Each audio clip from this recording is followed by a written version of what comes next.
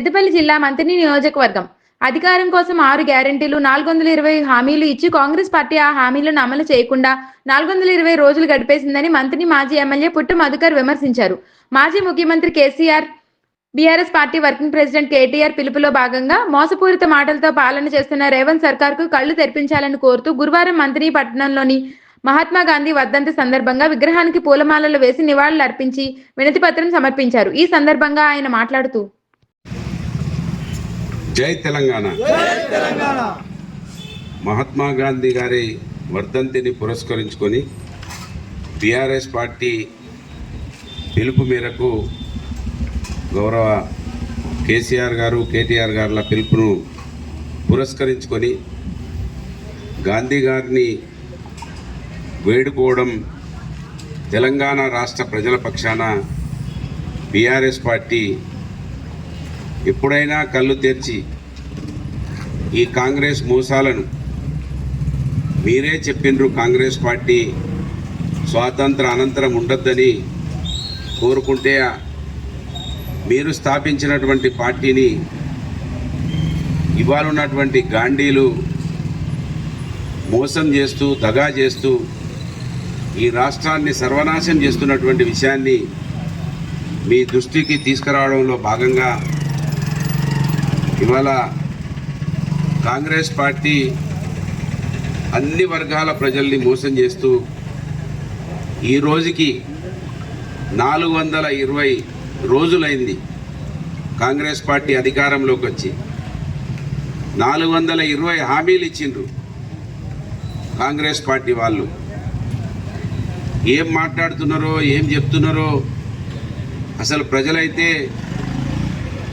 ఒక విచిత్రమైనటువంటి పరిస్థితులలో ప్రజల జీవనం కొనసాగుతూ ఉన్నది. రాష్ట్రంలో ప్రభుత్వం అంటే ఒక నమ్మకం, ముఖ్యమంత్రి అంటే ఒక గౌరవం, ధైర్యం ఉండేటువంటి గొప్ప రాజ్యాంగంలో రాజ్యాంగాన్ని కూని చేస్తూ గాంధీ గారి ఆశయాలను పూర్తిగా నిర్వీర్యం చేసి కాంగ్రెస్ పార్టీలో ఇవాళ కొనసాగుతున్నటువంటి ప్రభుత్వానికి ఒకరోజు కూడా పరిపాలించే నైతిక హక్కు లేదని మంత్రి నియోజకవర్గం నుంచి ఈ తయారైన మేనిఫెస్టోకు చైర్మన్గా ఉన్నటువంటి మంత్రిని, శాసనసభ్యుని గడ్డ నుంచి మేము గాంధీ గారిని కోరుతా ఉన్నాం, వేడుకుంటా ఉన్నాం.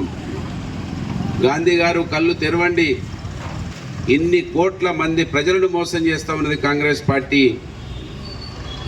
ఏ విధంగా మోసం చేస్తున్నదంటే కాంగ్రెస్ పార్టీ ఆవిర్భావం 1885 డిసెంబర్ 28 తారీఖు నాడు ఆవిర్భవించినటువంటి మా పార్టీ 2024 డిసెంబర్ 28 నాడు రైతు బంధు ఇస్తా అని చెప్పిండ్రు.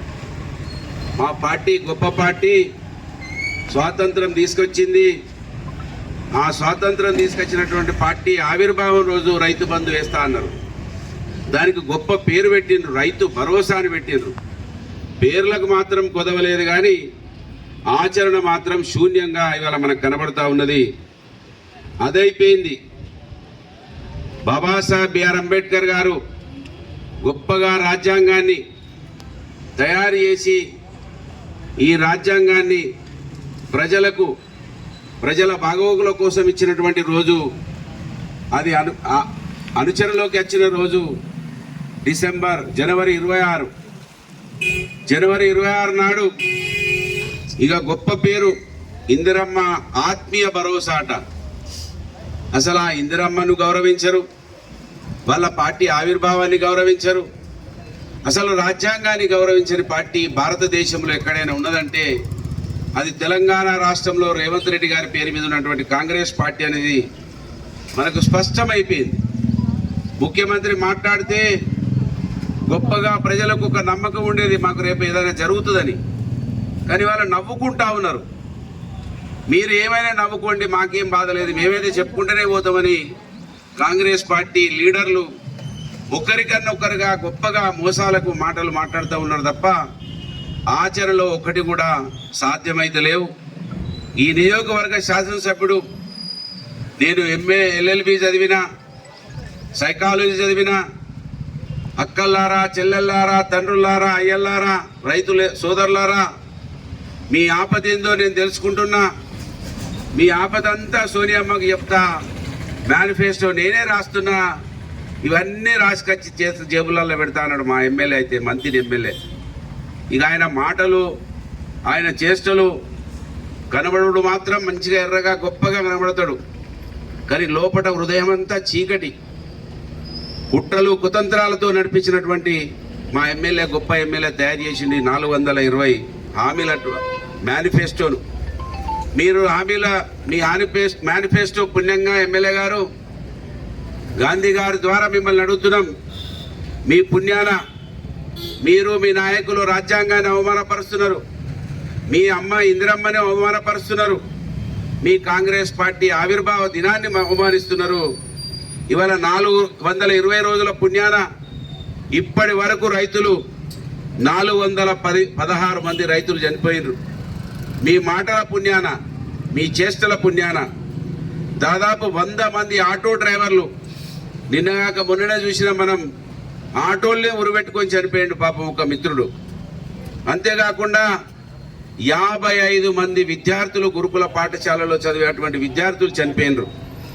అంతేకాకుండా జరుగుతూ ఉన్నది.